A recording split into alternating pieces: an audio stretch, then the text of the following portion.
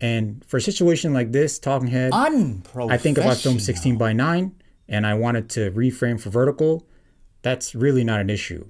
And I myself still thinks that shooting horizontal primarily to potentially shoot vertical, if OpenGate was only for that, yeah, it is probably a little overrated. You could say if you want to shoot horizontal but repurpose later, and if you're using 16:9, because 3:2 is not that big of a deal compared to 16:9, you could just back up a little bit, shoot a little wider to give yourself more room top and bottom so you could later on crop in vertical.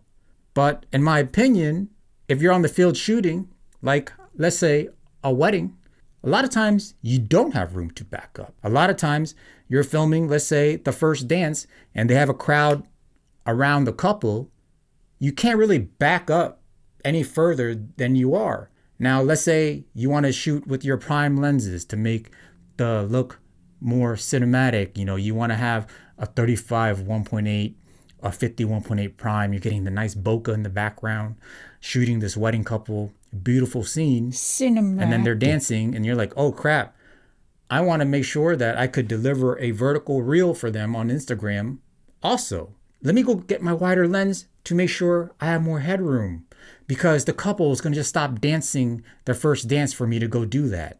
Just shoot with a zoom lens. Okay, but then I'm going to lose that f1.8, f1.4 look that I spent a bunch of money on. And I bought a full frame sensor camera, so I get this look, but now I'm willing to just back up, get a wider lens, lose all my compression, lose the look I'm trying to get for their film, because I want to repurpose for vertical later.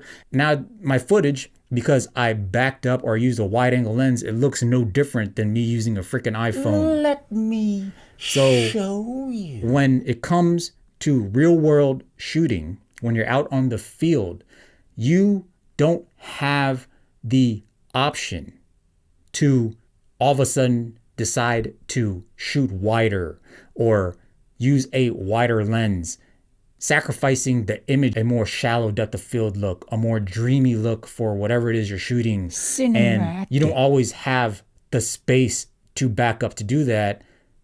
It's just better to already have the headroom built into your camera because your sensor has it, instead of having it cropped off. There's a huge difference between filming in a talking head situation like this and making sure you back up or whatever. And when you're shooting run and gun, it's tough to get exactly the shot you want.